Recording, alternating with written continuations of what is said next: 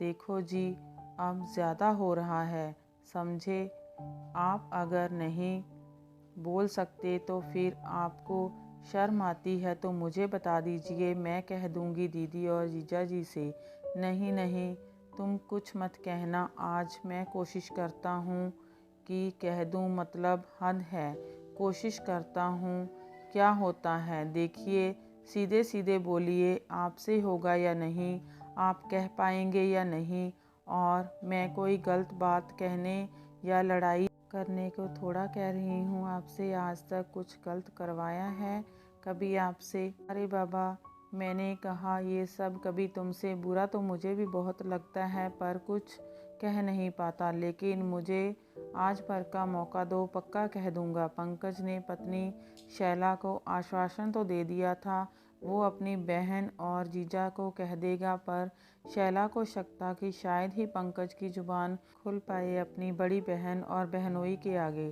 दरअसल पंकज के जीजा और बहन अपनी बेटी के साथ उनके विवाह के लिए पिछले 10 दिनों से उनके पास आए हुए थे। इसी शहर में 2-3 जगह बात चल रही थी, जिसमें एक जगह पक्का होना निश्चित था। शैला एक अच्छी सहृदय औरत थी और अच्छी भाभी भी थी और उसे रिश्ते निभाना आता था। वही पंकज की माली हालत बहुत अच्छी नहीं होते हुए भी वो घर बहुत अच्छी तरह चला रही थी और मेहमान नवाजी भी बहुत खूबसूरती से कर लेती थी। मुंह पर मुस्कान बनाए रखकर वो सब काम भी निपटाती और मेहमानों से बातचीत भी करती थी और हर स्वाभिमानी स्त्री की तरह उसे अपनी परिस्थितियों से समझौता कर खुश रहना आता था। अब ननंद नंदोई आए हुए थे, उनकी बेटी और बात बेटी की शादी की तो शैला मन से सब कुछ कर रही थी। पर वो लोग जब से आए थे तब से शैला देख रही थी कि शाम को जब दीदी जीजाजी टहलने जाते हैं तो उधर से कभी फल तो कभी सब्जी तो कभी कोई दाल, कभी कोई और राशन का सामान लिए आते। एक आधे दिन तो शैला को भी समझ नहीं आया कि वो लोग ऐसा क्यों कर रहे हैं। पहले दिन तो रख लिया यह कहकर कि उनकी क्या ज़रूरत थी, पंकज जी तो ऑफिस से लौटते वक्त सारा सामान लेते ही आते हैं ना, फिर आप लोग क्यों ले आए। अब ऐसा मत करिएगा। पर अगले दिन और उसके बाद भी सिलसिला बदस्तूर जारी रहा तो शैला का मन खराब हो उठा। ये कौन सा तरीका है अपमानित करने और उनकी माली हालत का मजाक बनाने का। ठीक है, वो रोज़ पनीर और खोआ मलीदा नहीं परोस सकती, पर जो भी बनाती है पूरे मनोयोग से बनाती है और स्वादिष्ट बनाती है। ननद और नंदोई किचन के सामानों में मदद करें, इतनी भी गई गुजरी हालत नहीं है उनके भाई की। उसे दिल से बुरा लग रहा था और बात भी सच है कि मदद करने के 100 तरीके हैं। घर के सामान लाकर ही मदद की जाए, घर वालों को बुरा लग सकता है, इसका ख्याल रखा जाना चाहिए। अगर पैसे खर्च करने का इतना ही शौक था तो होटल में भी रह सकते थे, यहाँ ये सब करने की क्या ज़रूरत थी, मन ही मन सोचती शैला। और बीते कल तो मजाक मजाक में कह भी दिया शैला ने, दीदी ये जो इधर उधर करके आप खर्च करती हैं ना, वो जमा करके रखिए, एक ही बार में चंद्रहार दे देना मुझे खरीद कर। दीदी जीजाजी हंस पड़े और उन्होंने मजाक को मजाक में ही उड़ा दिया और बार बार मना करने के बाद आज भी पंकज के आने से पहले जब दीदी और जीजाजी घूम कर आए तो सेब केले वगैरह लेते आए तो शैला का गुस्सा 7वें आसमान पर था। इधर पंकज ने बात करने के लिए हाँ तो भर दिया, पर बड़ी बहन थी, जीजा थे, क्या कहते, कैसे कहते। पैसा ना खर्चने की बात कहता या सामान ना लाने की बात कहता तो दीदी हंसकर टाल देती और कहती, छोटे तू इतना कब से सोचने लगा, अरे कुछ दिख जाता है मिल जाता है तो उठा लाते हैं, इसमें कौन सी बड़ी बात हो गई। पंकज चुपचाप से दीदी और जीजाजी के पास बैठ गया तो जीजाजी बताने लगे, साले साहब बड़े मौके पर आए आप।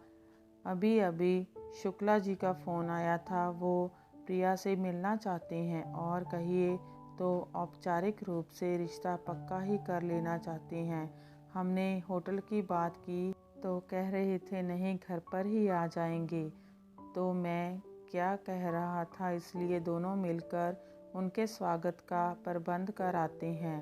प्रतिमा, ज़रा मेरा एटीएम कार्ड देना। दीदी रुको, जीजाजी एटीएम कार्ड की क्या ज़रूरत है, मैं हूँ ना, आप चलिए सब हो जाएगा। पंकज ने कहा, नहीं नहीं पंकज जी, आप और शैला जी जितना कर रहे हैं वही बहुत है, ये सब मैं नहीं करने दे सकता आपको। क्यों जीजाजी, जितना कर रहे हैं उतना ही बहुत है का क्या मतलब है? आप और दीदी भी तो सहयोग कर रहे हैं ना, कभी फल, कभी सब्जी, तो कभी कोई राशन का सामान, तो कभी कुछ और लाकर।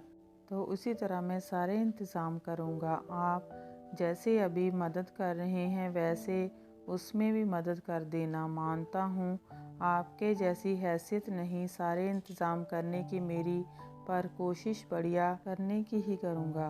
बहन प्रतिमा भाई की भावनाओं को समझ गई थी और शर्मिंदा भी थी, पर जीजा जी को शायद अभी समझाना बाकी था। वो बोल उठे, देखिए पंकज जी, बात हैसियत और औकात की नहीं है। हमें पता है आपको और शैला को बहुत अच्छा मैनेजमेंट आता है, आप सब कर लेंगे, पर बुरा मत मानना, बात शौक की भी है। इकलौती बेटी है मेरी प्रिया, तो मैं उसका सब कुछ खुद करना चाहता हूँ। आप समझ रहे हैं ना, बुरा मत मानना, मैं नहीं चाहता कोई इस बीच में आए, और अच्छा भी नहीं लगता बेटी मेरी और खर्च आपका, जिसका काम वही करे तो अच्छा है ना। यही तो मैं समझाना चाहता हूँ आप लोगों को। जीजाजी मन ही मन बोल उठा पंकज, वो सब समझ रहा है और आगे भी समझेगा। ये सब वो हम लोगों को समझाने के लिए बोल रहा है जी। पंकज और शैला अपने हिसाब से हमारा खाना पीना रहना सब बेस्ट करेंगे की कोशिश में लगे हैं, और करने की कोशिश क्या बल्कि कर ही रहे हैं, पर उसमें हम घुसने की कोशिश कर रहे हैं। एक टाइम कोई एक सामान लाकर देकर हम इनके किए को कम कर रहे हैं।